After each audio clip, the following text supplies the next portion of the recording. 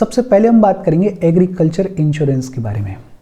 Agriculture insurance के पीछे basic idea क्या है? कोई फार्मर है जो कि फार्मिंग कर रहा है, उसको अपने एग्रीकल्चर में लॉस हो गया। इस लॉस के अगेंस्ट में फार्मर को प्रोटेक्ट करने के लिए लाया गया एग्रीकल्चर इंश्योरेंस को।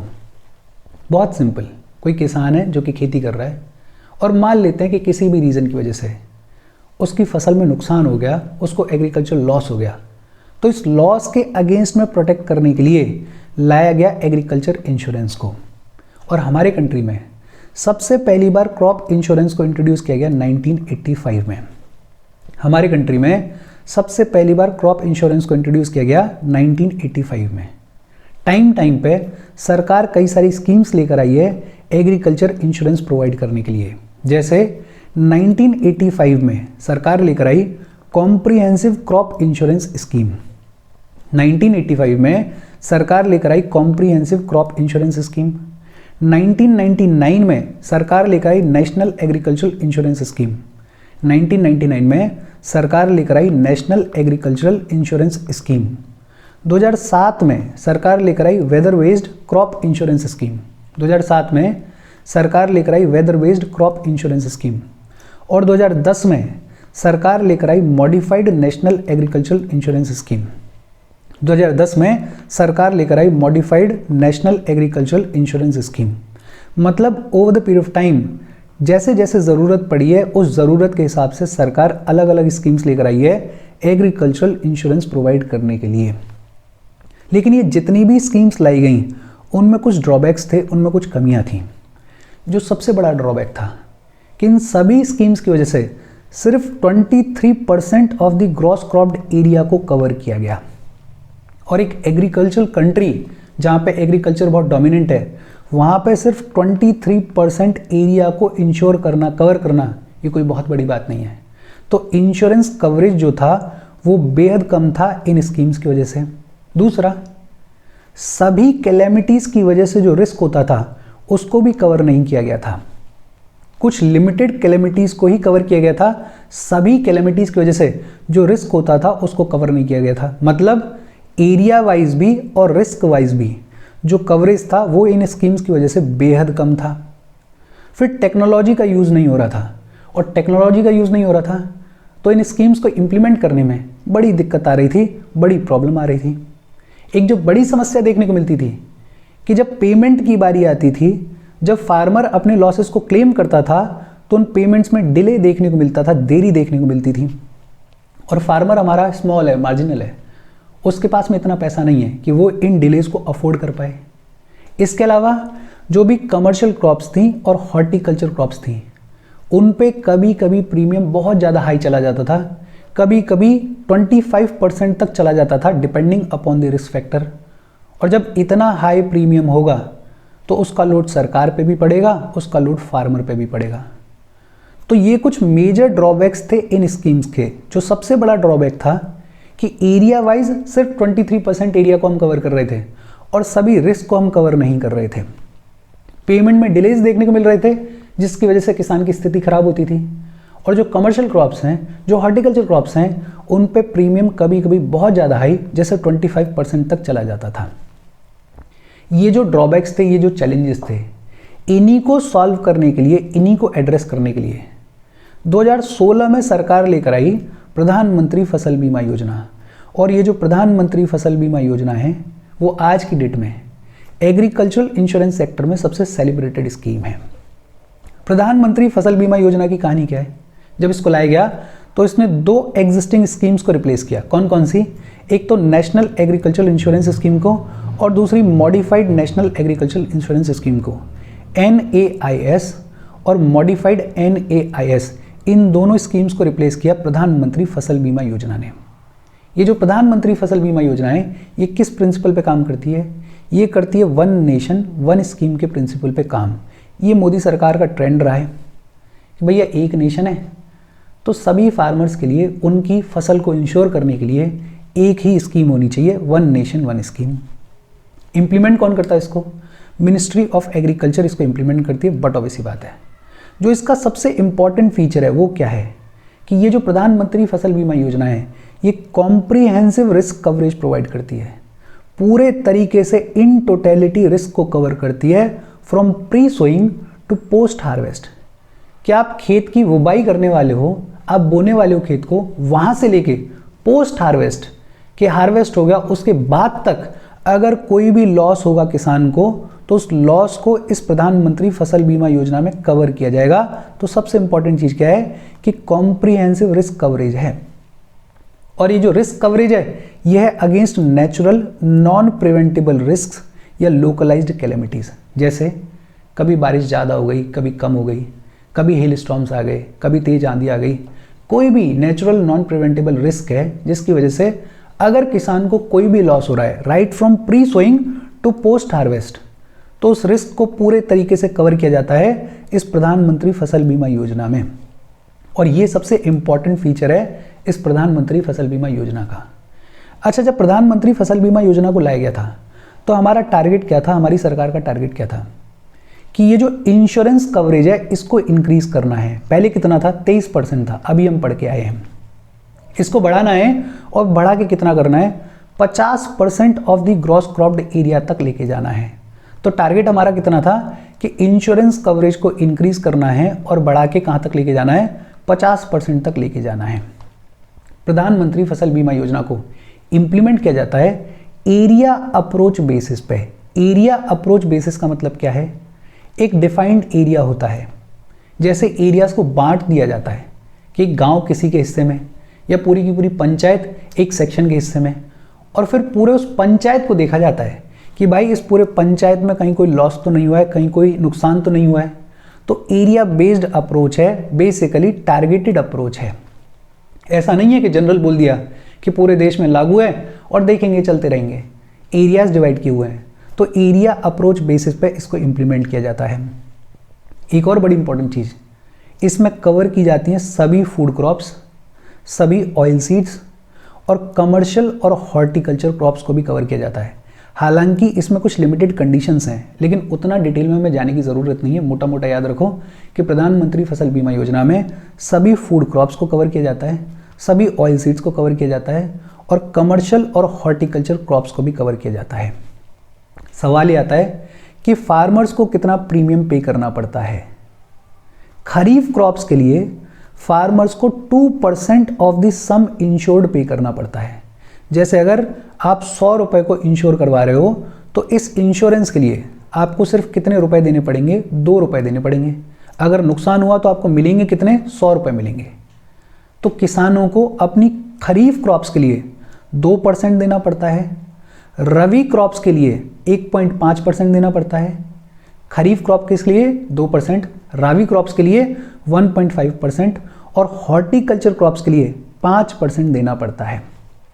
फार्मर्स को कितना प्रीमियम पे करना पड़ता है, खरीफ क्रॉप्स के लिए सिर्फ 2%, रबी क्रॉप्स के लिए सिर्फ 1.5% और हॉर्टिकल्चर क्रॉप्स के लिए सिर्फ 5%। आप देख सकते हो कि प्रीमियम जो है वो बेहद लो है। और जो बैलेंस प्रीमियम होता है उसको सेंट्रल गवर्नमेंट और स्टेट्स की गवर्नमेंट इक्वली शेयर करती हैं। पर ये जो प्रधानमंत्री फसल बीमा योजना है ये स्टेट्स के लिए वॉलंटरी है इन नेचर। स्टेट्स अगर इंप्लीमेंट करना चाहें तो कर सकती हैं, अपनी खुद की कोई स्कीम लाना चाहें तो खुद की भी ला सकती हैं, कोई दिक्कत वाली बात नहीं है। प्रधानमंत्री फसल बीमा योजना में डायरेक्ट बेनिफिट ट्रांसफर की फैसिलिटी को इंट्रोड्यूस किया गया। कब इंट्रोड्यूस किया गया, 2017 में इंट्रोड्यूस किया गया।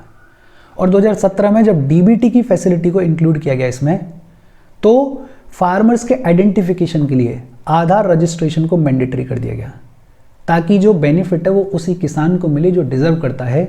इसलिए आधार रजिस्ट्रेशन को भी मैंडेटरी कर दिया गया। बड़ा इंपॉर्टेंट काम किया गया 2018 में। 2018 में प्रधानमंत्री फसल बीमा योजना को लेके सरकार लेकर आई ऑपरेशनल गाइडलाइंस। और इन ऑपरेशनल गाइडलाइंस में सरकार ने क्या बोला, सबसे इंपॉर्टेंट चीज बोली कि 12% का इंटरेस्ट रेट पर एनम देना होगा किसी भी इंश्योरेंस कंपनी को अगर वो फार्मर के क्लेम सेटलमेंट में 10 दिन से ज़्यादा का टाइम पीरियड ले रही है। तो डिलेड पेमेंट्स एक बहुत बड़ी समस्या थी, तो उसके सॉल्यूशन के तौर पे सरकार ने बोल दिया कि इंश्योरेंस कंपनी है उसके सामने किसी फार्मर ने क्लेम किया कि लॉस हुआ है, मेरा ही क्लेम है, मुझे पैसा दो, क्लेम वेरीफाई हुआ, अगर उस पेमेंट को करने में 10 दिन से ज़्यादा लग गए तो इंश्योरेंस कंपनी को उस सम के ऊपर 12% का इंटरेस्ट रेट पर एनम देना होगा, ताकि ये जो इंश्योरेंस कंपनी है ये एक्टिवली काम करें और जल्दी से जल्दी पेमेंट को क्लियर करें। स्टेट गवर्नमेंट के लिए भी यही बोला गया कि स्टेट गवर्नमेंट को भी 12% का इंटरेस्ट रेट देना होगा अगर स्टेट के शेयर में डिले देखने को मिलेगा तो। तीसरा, क्रॉप का नाम बदलने के लिए थोड़ा टाइम इंक्रीज कर दिया गया फॉर इंश्योरेंस। जैसे पहले कोई फार्मर सोच रहा था कि मैं गेहूं बोने वाला हूं और उसने इंश्योरेंस खरीद लिया गेहूं की फसल के लिए, लेकिन अब उसका मन बदल गया 10 दिन के बाद और उसको लगा कि यार गेहूं नहीं, इस बार सरसों करेंगे, तो वो जाके नाम बदलवा सकता है और बोल सकता है कि नहीं साहब, गेहूं वाला इंश्योरेंस नहीं चाहिए, मुझे सरसों पे इंश्योरेंस चाहिए। तो उसके लिए थोड़ा सा टाइम बढ़ा दिया गया। और लास्टली, अगर किसी किसान को नुकसान होगा तो वो जो नुकसान की जानकारी है, पहले वो जानकारी देनी होती थी विदिन 48 आवर्स, उस टाइम को भी बढ़ा दिया गया और अब कितना कर दिया गया, 72 आवर्स कर दिया गया है। तो इमिटेशन ऑफ लॉसेस की जानकारी जो है उसको देने के लिए भी जो टाइम पीरियड है उसको इंक्रीज करके कितना कर दिया गया है, 72 आवर्स कर दिया गया है। ये जो 2018 की ऑपरेशनल गाइडलाइंस हैं, इनमें सबसे इंपॉर्टेंट चीज़ क्या है, ये पहला वाला पॉइंट कि अगर किसी इंश्योरेंस कंपनी को क्लेम सेटलमेंट करने में 10 दिन से ज़्यादा का टाइम लगता है तो 12% इंटरेस्ट रेट पर एनम उसको देना पड़ेगा। इसके बेनिफिट्स क्या हैं? ये जो प्रधानमंत्री फसल बीमा योजना है, इसके बेनिफिट्स क्या हैं? पहला बेनिफिट कि लो प्रीमियम रेट्स हैं। अभी हमने देखा है 2%, 1.5%, 5%, बहुत ही कम प्रीमियम के रेट्स हैं। कम प्रीमियम रेट्स पे किसान को इंश्योरेंस मिल जाता है। दूसरा, क्विक सेटलमेंट है। बिकॉज ये गाइडलाइंस लाए गए हैं तो जो सेटलमेंट है उसमें थोड़ा तो तेजी आई है, हालांकि पूरी तरीके से सुधार नहीं हुआ है। और सबसे इंपॉर्टेंट चीज़, कॉम्प्रिहेंसिव रिस्क कवरेज है कि पोस्ट हार्वेस्ट लॉसेस को भी कवर किया जाता है इस प्रधानमंत्री फसल बीमा योजना में। लेकिन ऐसा नहीं है कि इस योजना में सब कुछ अच्छा है, कुछ लिमिटेशंस भी हैं। लिमिटेशंस क्या है? लो कवरेज है। अभी भी हमने बोला था कि 23% से बढ़ा के हमें कितना करना है, 50% करना है, लेकिन अभी भी हम 50% तक नहीं पहुंच पाए हैं, बहुत दूर हैं, तो लो कवरेज है। जब पेमेंट्स की बारी आती है, जब क्लेम्स की बारी आती है, तो आज भी डिले देखने को मिलता है। 2018 में ऑपरेशनल गाइडलाइंस इशू की सरकार ने, लेकिन उसके बावजूद भी डिले देखने को मिलता है। सबसे बड़ा प्रॉब्लम वाइल्ड एनिमल अटैक्स की वजह से जो रिस्क होता है फार्मिंग में, उसको अभी भी पायलट बेसिस पर रन किया जा रहा है। और ये तो पॉलिटिक्स का बहुत बड़ा हिस्सा है, यूपी में तो खासकर बहुत बड़ा हिस्सा है। जो लोग गांव जाते होंगे उनको पता होगा कि गांव में गायें घूमती हैं, सांड घूमते हैं, भैंसें घूमती हैं और बहुत सारे वाइल्ड एनिमल्स घूमते हैं, जिनकी वजह से फसल में नुकसान होता है। ये जो नुकसान है, ये जो रिस्क है, इसको कवर करने के लिए पायलट बेसिस पे प्रोग्राम चलाया जा रहा है, कॉम्प्रिहेंसिव तरीके से प्रोग्राम नहीं चलाया जा रहा है, और ये दिक्कत वाली बात है। तो ये कुछ लिमिटेशंस हैं प्रधानमंत्री फसल बीमा योजना की। सवाल ये आता है कि प्रधानमंत्री फसल बीमा योजना की over the period of time performance कैसी रही है। देखो, 2016-17 से लेके 2017-18 के बीच में हमारा टारगेट ये था कि हम 30% एरिया को इंश्योर करेंगे, कवर करेंगे, लेकिन इस टारगेट को हम अचीव नहीं कर पाए। ये जो टारगेट है इसको हमने अचीव किया 2018-19 में, अगले साल अचीव किया, बट हमारा टारगेट अल्टीमेटली कितना है, 50% तक पहुंचना है। तो इंश्योरेंस कवरेज के मामले में हमारा जो स्पीड है वो बेहद स्लो है। 30% तक हम पहुंचे 2018-19 में। 2020 में भी सरकार ने कई सारे इंपॉर्टेंट रिवीजन्स किए इस प्रधानमंत्री फसल बीमा योजना में। एक तो सबसे पहले जो प्रीमियम सब्सिडी है उसके ऊपर कैपिंग लगा दी, उसके ऊपर लिमिटेशन लगा दी। और लिमिटेशन कितनी लगाई? 30% लगाई फॉर अनइरिगेटेड एरियाज और 25% लगाई फॉर इरिगेटेड एरियाज। पहले कोई लिमिट होती ही नहीं थी।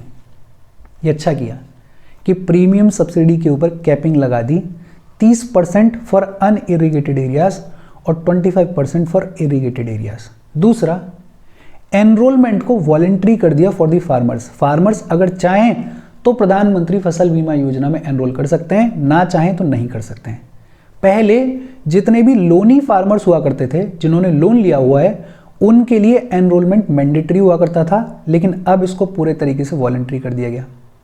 स्टेट्स और यूनियन टेरिटरीज को थोड़ा फ्लेक्सिबिलिटी दी गई कि वो प्रधानमंत्री फसल बीमा योजना में जो भी लॉसेज हैं वो तो कवर हो ही रहे हैं, अगर कुछ और एडिशनल रिस्क को कवर करना चाहते हैं तो कर सकते हैं, कोई दिक्कत वाली बात नहीं है। पहले मैंडेटरी था, अब फ्लेक्सिबिलिटी दे दी गई है। तो प्रधानमंत्री फसल बीमा योजना एग्रीकल्चरल इंश्योरेंस सेक्टर में सबसे सेलिब्रेटेड स्कीम है, जिसके बारे में आपको पता होना चाहिए, डेटा आपको पता होना चाहिए। एक बार अगर मोटा मोटा दोबारा से देखें तो हमने बात ये की है कि एग्रीकल्चर इंश्योरेंस क्या होता है। किसी भी फार्मर को कोई भी एग्रीकल्चर लॉस हो रहा है, उस लॉस के अगेंस्ट में प्रोटेक्ट करने के लिए लाया गया एग्रीकल्चर इंश्योरेंस को। सबसे पहली बार क्रॉप इंश्योरेंस को इंट्रोड्यूस किया गया 1985 में। कई सारी स्कीम्स लाई गई, लेकिन ये जो स्कीम्स हैं इनका सबसे मेजर प्रॉब्लम ये था, ड्रॉबैक ये था कि जो एरिया कवर किया गया इनके द्वारा वो सिर्फ 23% था और सभी रिस्क को ये इंक्लूड नहीं कर रही थी। तो अल्टीमेटली 2016 में सरकार लेकर आई प्रधानमंत्री फसल बीमा योजना। प्रधानमंत्री फसल बीमा योजना कौन इंप्लीमेंट करता है? मिनिस्ट्री ऑफ एग्रीकल्चर इसको इंप्लीमेंट करता है।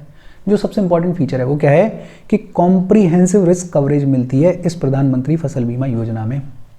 टारगेट कितना था? 50% of the gross cropped area तक हमें पहुंचना है। इंप्लीमेंट किया जाता है एरिया अप्रोच बेसिस के ऊपर। फार्मर्स को प्रीमियम कितना पे करना पड़ता है? खरीफ क्रॉप्स के लिए 2%, रावी क्रॉप्स के लिए 1.5%, हॉर्टिकल्चर क्रॉप्स के लिए 5%। जो बैलेंस प्रीमियम होता है उसको सेंट्रल और स्टेट गवर्नमेंट्स इक्वली शेयर करती हैं। डीबीटी को कब इंट्रोड्यूस किया गया? 2017 में इंट्रोड्यूस किया गया। 2018 में ऑपरेशनल गाइडलाइंस लेकर आई सरकार, और जो सबसे इंपॉर्टेंट गाइडलाइन थी वो क्या थी कि अगर इंश्योरेंस कंपनी 10 दिन से ज़्यादा का टाइम लेगी क्लेम को सेटल करने में तो उसको 12% का इंटरेस्ट रेट पर एनम देना होगा। कुछ बेनिफिट्स हैं वो हमने देखे, कुछ लिमिटेशंस हैं उनके बारे में हमने बात की। टारगेट हमारा था 50% तक पहुंचने का, लेकिन 2018-19 में हम 30% एरिया तक को ही कवर कर पाए हैं। 2020 में भी रिवीजन्स किए गए। प्रीमियम सब्सिडी को कैप कर दिया गया। अनइरिगेटेड एरियाज के लिए 30% और इरिगेटेड एरियाज के लिए 25%।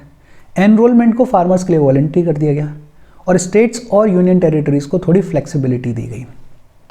ये है प्रधानमंत्री फसल बीमा योजना। हम आगे बढ़ें उससे पहले वीडियो पे लाइक के बटन को दबा दो। लाइक दबाना ज़रूरी है बिकॉज यूट्यूब ऐसे ही फंक्शन करता है। जब आप वीडियो पे लाइक के बटन को दबाते हो तो यूट्यूब वीडियो को कंसिडर करता है और थोड़ा सा पुश कर देता है। तो लाइक का बटन दबा दो, शेयर कर दो अपने सोशल मीडिया हैंडल्स पे, व्हाट्सएप वगैरह पे अपने फ्रेंड्स को, जो भी लोग इसमें इंटरेस्टेड हैं, इससे रिलेटेड पढ़ाई कर रहे हैं, उनको शेयर कर दो। और ये दोनों चीज़ें तो खुद से ही कर दिया करो बिकॉज इसमें आपका कुछ जाता नहीं है और यूट्यूब वीडियो को कंसिडर करता है, चैनल को थोड़ा सा पुश करता है, ग्रोथ होती है। तो ये दोनों चीज़ें खुद से याद से कर दिया करो। अगर चैनल को सब्सक्राइब नहीं किया है तो चैनल को सब्सक्राइब कर लो, और अगर आप केपेबल हो, हेल्प करना चाहते हो तो आप हमें हेल्प कर सकते हो by clicking on the join button. अब बात आती है restructured weather based crop insurance scheme. Restructured weather based crop insurance scheme, इसको लॉन्च किया गया 2016 में। किसने लॉन्च किया? मिनिस्ट्री ऑफ एग्रीकल्चर ने लॉन्च किया। ये जो restructured weather based crop insurance scheme है, ये भी कल्टीवेटर्स को इंश्योरेंस प्रोटेक्शन प्रोवाइड करती है, लेकिन अगेंस्ट वेदर इंसिडेंसेस। अब देखो दोनों स्कीम्स में फर्क है। प्रधानमंत्री फसल बीमा योजना जो है वो कॉम्प्रिहेंसिव रिस्क कवरेज प्रोवाइड करती है कि प्री सोइंग से लेके पोस्ट हार्वेस्ट तक अगर कोई लॉस हो रहा है तो पूरे को कवर करती है। लेकिन ये जो restructured weather based crop insurance scheme है, ये सिर्फ वेदर इंसिडेंसेस की वजह से अगर फसल में कोई नुकसान हो रहा है, किसान को कोई लॉस हो रहा है, तो उनको कवर करती है। इसमें मेजर फूड क्रॉप्स को इंक्लूड किया गया है, ऑयल सीड्स को इंक्लूड किया गया है, कमर्शियल और हॉर्टिकल्चर क्रॉप्स को भी इंक्लूड किया गया है। इंप्लीमेंट इसको भी एरिया अप्रोच बेसिस पे ही किया जाता है। सभी फार्मर्स को इसमें इंक्लूड किया जाता है फॉर द नोटिफाइड क्रॉप्स, मतलब जिन क्रॉप्स को कवर किया गया है उन क्रॉप्स में अगर किसी भी फार्मर को लॉस होगा तो सभी फार्मर्स को इसमें इंक्लूड किया जाता है। 2020 में इसमें भी रिवीजन्स किए गए कि इसको भी फार्मर्स के लिए वॉलंटरी बना दिया गया। फार्मर्स की इच्छा है, ज्वाइन करनी है करो, नहीं करनी है मत करो। प्रीमियम कितना पे करना पड़ता है फार्मर्स को? 2% करना पड़ता है खरीफ क्रॉप्स के लिए, 1.5% करना पड़ता है रावी क्रॉप्स के लिए और 5% करना पड़ता है for commercial and horticulture crops के लिए। मतलब बाकी सारी चीज़ें तो वही हैं प्रधानमंत्री फसल बीमा योजना वाली, बहुत ज़्यादा डिफरेंस नहीं है। जो इंपॉर्टेंट डिफरेंस है वो क्या है कि प्रधानमंत्री फसल बीमा योजना कॉम्प्रिहेंसिव रिस्क कवरेज देती है, प्री सोइंग से लेके पोस्ट हार्वेस्ट तक कवरेज देती है। लेकिन ये जो restructured weather based crop insurance scheme है, ये सिर्फ वेदर इंसिडेंसेस के अगेंस्ट में प्रोटेक्शन प्रोवाइड करती है, इंश्योरेंस प्रोवाइड करती है। तो छोटा सा एक लाइन में याद रखो। फिर एक है कृषि मेघ। कृषि मेघ जो है वो ICAR का, Indian council of agriculture research का डेटा रिकवरी सेंटर है। बेसिकली इस डेटा रिकवरी सेंटर में एग्रीकल्चर फील्ड को लेके गवर्नेंस, रिसर्च, एजुकेशन उस सब पे काम किया जाता है ताकि फार्मर्स की जो फार्मिंग है उसको और थोड़ा इजी किया जा सके, जो रिस्क है उसको कम किया जा सके और जो बढ़िया क्वालिटी की फैसिलिटीज़ हैं वो उनको प्रोवाइड की जा सकें। और ये जो कृषि मेघ है इसमें लेटेस्ट टेक्नोलॉजीज़ को यूज़ किया जाता है रिसर्च करने के लिए, एजुकेशन को प्रमोट करने के लिए, एग्रीकल्चर फील्ड में डेवलपमेंट करने के लिए। तो एक लाइन में याद रखो कि कृषि मेघ क्या है, डाटा रिकवरी सेंटर है ICAR का। फिर एक बायोटेक किसान प्रोग्राम है, ये भी इंपॉर्टेंट है थोड़ा सा, कहीं आप कोट कर सकते हो। बायोटेक किसान प्रोग्राम नाम से क्लियर है, फार्मर सेंट्रिक स्कीम है। बेसिकली हमारे पास जो भी साइंस एंड टेक्नोलॉजी अवेलेबल है उस साइंस एंड टेक्नोलॉजी को यूज़ करके लोकल फार्मर्स के प्रॉब्लम को सॉल्व किया जाता है और साथ ही साथ एंटरप्रेन्योरशिप को प्रमोट किया जाता है एग्रीकल्चर में, इनोवेशन को प्रमोट किया जाता है एग्रीकल्चर में, और विमेन फार्मर्स को एम्पावर किया जाता है इस बायोटेक किसान प्रोग्राम में। जैसे स्पेशल फोकस इस चीज़ पे भी है कि ऐसी मशीन्स बनाई जाएं जो कि विमेन फार्मर्स के लिए फ्रेंडली हों। इसको डेवलप किया गया है by and with the farmers under department of biotechnology, ministry of science and technology. किस डिपार्टमेंट के अंडर है? Department of biotechnology. Special feature क्या है कि जो अवेलेबल साइंस एंड टेक्नोलॉजी है उसको यूज़ किया जाता है फार्मर्स के प्रॉब्लम को समझने के लिए, उनको सॉल्व करने के लिए इन दिस बायोटेक किसान प्रोग्राम। तो इसको भी थोड़ा सा दिमाग में रखो। और ये बात हो गई एग्रीकल्चर इंश्योरेंस की। अब बात आती है एनिमल रियरिंग। एनिमल रियरिंग का मतलब क्या है? Domestication of animals, live stock and poultry. जो आप एनिमल्स को, लाइव स्टॉक को, पोल्ट्री वगैरह को पाल के रखते हो, पालन करते हो, उसी को बुलाया जाता है एनिमल रियरिंग। क्या बुलाया जाता है? Animal rearing. इंपॉर्टेंट क्या है? इकोनॉमिक सर्वे 2025 क्या कहती है लाइव स्टॉक सेक्टर को लेके? इकोनॉमिक सर्वे में बड़ी इंपॉर्टेंट चीज़ें कही गई। इकोनॉमिक सर्वे ने एक तो साफ साफ यही बोल दिया कि लाइव स्टॉक सेक्टर जो है वो इंजन ऑफ ग्रोथ है। 3 सेक्टर्स की बात की है इकोनॉमिक सर्वे ने जो कि इंजन ऑफ ग्रोथ बताए गए हैं एग्रीकल्चर के लिए। 2 बाकी कौन से हैं? Please let me know in the comment section. मैं जानना चाहता हूँ कि आपको याद है या नहीं है। एक उनमें से लाइव स्टॉक सेक्टर है। लाइव स्टॉक सेक्टर को इकोनॉमिक सर्वे ने इंजन ऑफ ग्रोथ बताया फॉर एग्रीकल्चर। और ऐसे ही नहीं बताया, उसके पीछे रीजंस क्या हैं? अगर लाइव स्टॉक सेक्टर को देखोगे तो लाइव स्टॉक सेक्टर ने बहुत रिमार्केबल इंक्रीज दिखाया है। फाइनेंशियल ईयर 2015 में जो लाइव स्टॉक सेक्टर है उसका ग्रॉस वैल्यू एडिड में कंट्रीब्यूशन था लगभग 24%। फाइनेंशियल ईयर 2023 में कंट्रीब्यूशन बढ़ के कितना हो गया? लगभग 30% हो गया। कितना हो गया? लगभग 30% हो गया। मतलब ये जो लाइव स्टॉक सेक्टर है हमारा बहुत रैपिडली ग्रो कर रहा है। 2024 में ये जो लाइव स्टॉक सेक्टर है इसने, इस अकेले सेक्टर ने टोटल ग्रॉस वैल्यू एडिड में 5.5% का कंट्रीब्यूशन किया और कंपाउंड एनुअल ग्रोथ रेट कितनी रही? लगभग 13% रही। मतलब लाइव स्टॉक सेक्टर जो है वो बहुत रैपिडली ग्रो कर रहा है। 2024 वाला डेटा तो कम से कम दिमाग में रख ही लेना कि जो लाइव स्टॉक सेक्टर है उसने अकेले ने टोटल ग्रॉस वैल्यू एडिड में 5.5% का कंट्रीब्यूशन किया और जो कंपाउंड एनुअल ग्रोथ रेट रही है वो लगभग कितनी रही है? वो लगभग 13% रही है of this live stock sector. और इसीलिए इकोनॉमिक सर्वे जो है वो कह रही है कि it is the engine of growth in agriculture. जो ओवरऑल आउटपुट है, और ये वैल्यू इंपॉर्टेंट है, इसको कहीं कोट करोगे तो आंसर सुंदर लगेगा। जो आउटपुट वैल्यू है लाइव स्टॉक सेक्टर की वो फाइनेंशियल ईयर 2023 में कितनी थी? 17.25 लाख करोड़ रुपीस। कितनी थी? 17.25 लाख करोड़ रुपीस। और इसमें इंपॉर्टेंट क्या है कि जो हमारी स्टेपल क्रॉप्स हैं जैसे राइस है, वीट है, उनके कंपैरिजन में उनकी एग्रीगेट वैल्यू से, उनकी टोटल वैल्यू से ज़्यादा आउटपुट वैल्यू है लाइव स्टॉक सेक्टर की। इसलिए इंपॉर्टेंट हो जाता है। 17.25 लाख करोड़ कंट्रीब्यूशन था इस लाइव स्टॉक सेक्टर का इन फाइनेंशियल ईयर 2023। और इम्पॉर्टेंट क्या है कि जो स्टेपल क्रॉप्स हैं जैसे राइस है, वीट है, उनकी एग्रीगेट वैल्यू, उनकी टोटल वैल्यू से ज़्यादा आउटपुट वैल्यू है लाइव स्टॉक सेक्टर की। और लाइव स्टॉक सेक्टर में ये जो 17.25 लाख करोड़ का आउटपुट आया, इसमें से सिर्फ मिल्क इंडस्ट्री में से 11.16 लाख करोड़ का आउटपुट आया। तो इन फिगर्स को याद रखना, बिकॉज कहीं लिखोगे तो बहुत सुंदर लगेंगी कि इकोनॉमिक सर्वे पढ़ के आया इंसान, इसको जानकारी है। और इसलिए कहा जा रहा है इकोनॉमिक सर्वे में कि लाइव स्टॉक सेक्टर बहुत इंपॉर्टेंट है। इकोनॉमिक सर्वे में ही कुछ गवर्नमेंट इनिशिएटिव्स की बातचीत की गई है जिनकी वजह से ये जो लाइव स्टॉक सेक्टर है वो बहुत तेजी से ग्रो कर रहा है। एक तो बात की गई है राष्ट्रीय गोकुल मिशन की। हमारी जो इंडिजीनियस बोवाइन ब्रीड्स हैं उनके डेवलपमेंट के लिए, उनके कंजर्वेशन के लिए लॉन्च किया गया राष्ट्रीय गोकुल मिशन को। काफ़ी पहले लॉन्च किया गया, लेकिन नाम याद रखो, बिकॉज बात की गई है तो नाम तो याद रहना चाहिए। तो राष्ट्रीय गोकुल मिशन का इसमें कंट्रीब्यूशन है। Livestock health and disease control program चलाया गया। लाइव स्टॉक के वेलबींग को इंश्योर करने के लिए livestock health and disease control program भी चलाया गया। IVF टेक्नोलॉजी को प्रमोट किया जा रहा है। Sex semen, sorted semen production को भी प्रमोट किया जा रहा है ताकि जो हमारी फीमेल काउज हैं उनकी प्रोडक्टिविटी को और बढ़ाया जा सके। IVF टेक्नोलॉजी बड़ा इंपॉर्टेंट रोल प्ले कर रही है।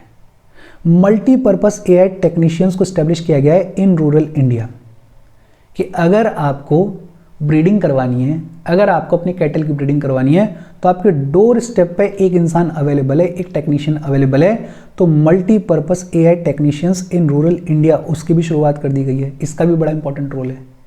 और लाइव स्टॉक सेक्टर के अलावा फिशरीज ने भी बड़ा इंपॉर्टेंट रोल प्ले किया है। और फिशरीज वाले सेक्टर में एक प्रधानमंत्री मत्स्य संपदा योजना है। प्रधानमंत्री मत्स्य संपदा योजना, इसने बड़ा इंपॉर्टेंट कॉन्ट्रीब्यूशन किया है। Fisheries and aquaculture infrastructure development fund को भी स्टैब्लिश किया गया है।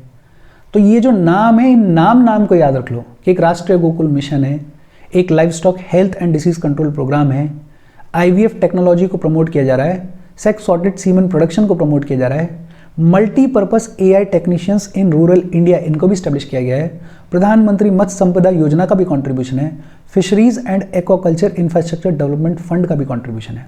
बहुत ज़्यादा डिटेल में मत जाना, मैं पहले ही बोल रहा हूँ, लेकिन हाँ इनके नाम याद रखना ताकि अगर कोई क्वेश्चन आ जाए तो इन नामों को आप कोट कर पाओ। लाइव स्टॉक का सिग्निफिकेंस क्या है? एक तो मिल्क है, मीट है, एग वगैरह, ऐसे बहुत सारे रिसोर्सेज जो हैं वो हमें लाइव स्टॉक से मिलते हैं। सबसे important, it is alternate income source. किसान के लिए ऑल्टरनेट इनकम सोर्स हो जाता है। अगर फसल में कभी फेलियर हो भी जाए तो कम से कम आपके पास में आपकी गाय है, भैंस है, बकरी है, भेड़ है, आपका कोई ऊँट है, ऐसे जानवर हैं आपके पास में जो कि आपके लिए इनकम का सोर्स हैं, जिनसे आप अपना घर चला सकते हो, अपना काम चला सकते हो। दूसरा, जितना भी एनिमल वेस्ट होता है उसको यूज़ किया जा सकता है सॉइल की फर्टिलिटी को इम्प्रूव करने के लिए, उसको यूज़ किया जा सकता है एज मैन्योर। तो ये सिग्निफिकेंस है लाइव स्टॉक का। अब बात आती है 20th लाइव स्टॉक सेंसस के बारे में।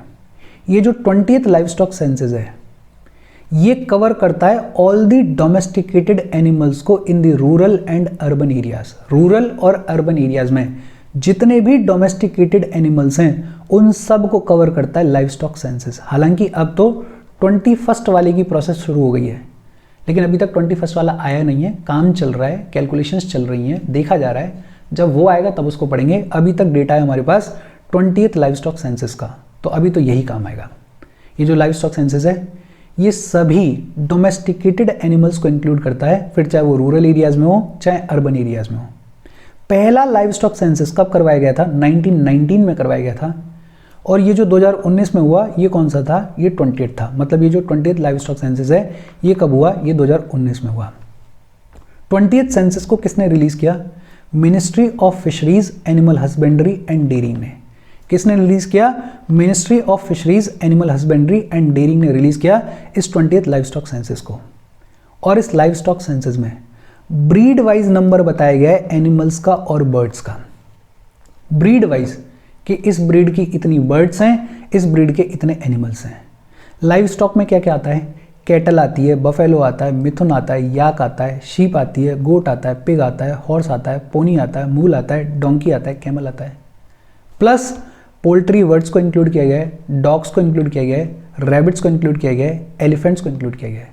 तो लाइव स्टॉक के साथ साथ पोल्ट्री वर्ड्स को, डॉग्स को, रैबिट्स को और एलिफेंट्स को, इनके नंबर को भी ब्रीड वाइज बताया गया है इस 20th लाइव स्टॉक सेंसस में। पहली बार लाइव स्टॉक का जो डेटा है उसको ऑनलाइन कलेक्ट किया गया है, तो ये प्रीलिम्स के पॉइंट ऑफ व्यू से इंपॉर्टेंट हो जाता है। 20th लाइव स्टॉक सेंसस में पहली बार लाइव स्टॉक का जो डेटा है उसको ऑनलाइन कलेक्ट किया गया है। डेटा क्या कहता है? 2012 में हमारे कंट्री में टोटल लाइव स्टॉक कितना था? 512 मिलियन।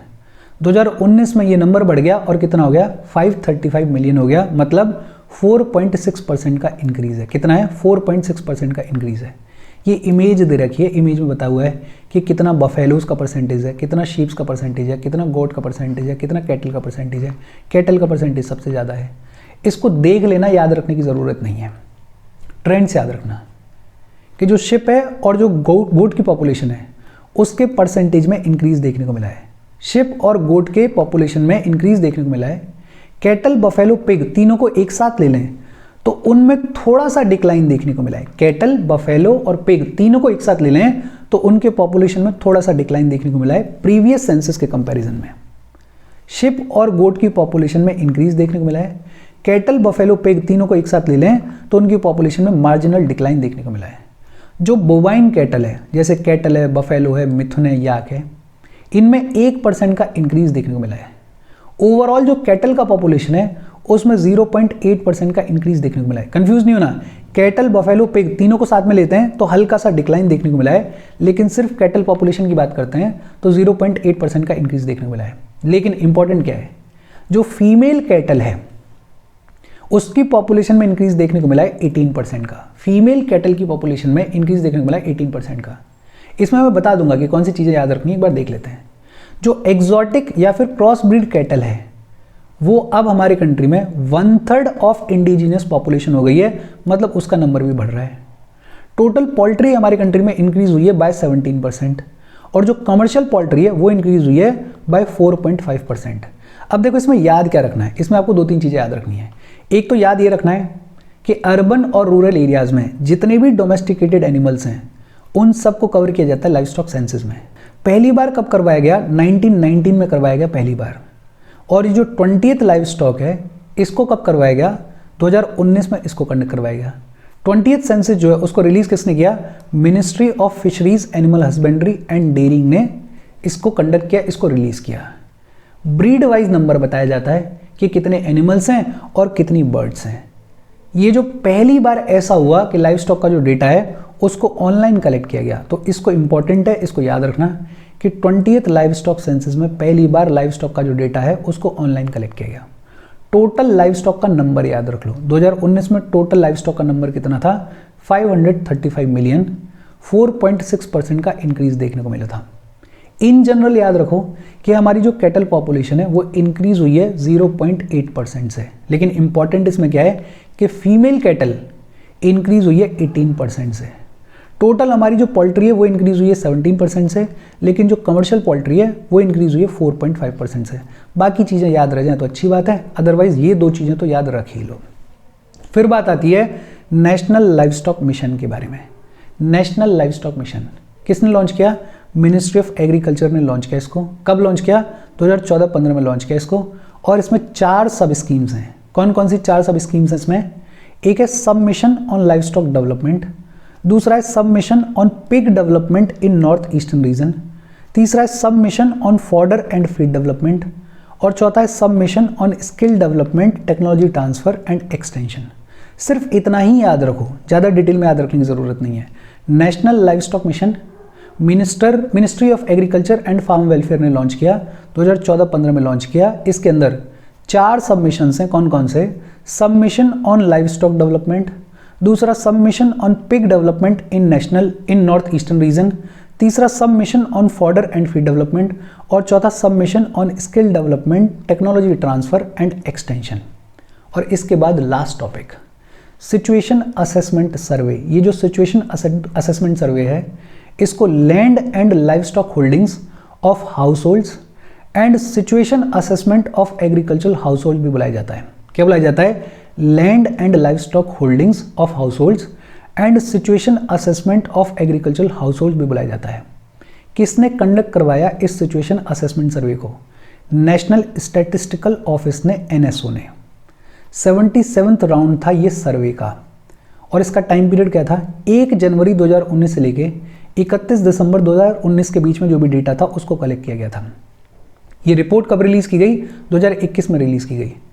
जो इससे पहली वाली सिचुएशन असेसमेंट सर्वे आई थी वो आई थी 2014 में, और ये जो सिचुएशन असेसमेंट सर्वे है ये बात करती है कि जो एग्रीकल्चरल हाउस होल्ड्स हैं उनकी इनकम किस तरीके से चेंज हो रही है, उनके पास में कितनी इनकम है और उनकी इनकम के सोर्सेज क्या हैं। और दूसरा बेहद इंपॉर्टेंट बात करती है about the increasing fragmentation of holdings, जो कि हमारे एग्रीकल्चर की सबसे बड़ी समस्या है। तो सिचुएशन असेसमेंट सर्वे को भी मोटा मोटा तौर पे याद रखो, बहुत ज़्यादा घुसने की ज़रूरत नहीं है। इंपॉर्टेंट क्या है आज के सेशन में, इंपॉर्टेंट है एक तो ये कि इकोनॉमिक सर्वे ने लाइव स्टॉक सेक्टर के लिए क्या कहा है, बिकॉज लाइव स्टॉक सेक्टर को हद से ज़्यादा हाईलाइट किया गया है, तो आपको इसके बारे में पता होना चाहिए। दूसरा, आपको प्रधानमंत्री फसल बीमा योजना के बारे में पता होना चाहिए कि प्रधानमंत्री फसल बीमा योजना क्या कह रही है। बाकी सारी चीज़ें तो ईजी हैं। मेरे घर के पास में शादी है तो म्यूज़िक शोर वगैरह वो चलता रहता है, तो थोड़ा बहुत अगर डिस्टर्बेंस आया हो, हालांकि बहुत क्लोज स्पेसेस में आवाज़ आती कम है, लेकिन अगर आया हो तो थोड़ा मैनेज कर लेना। Thank you very much.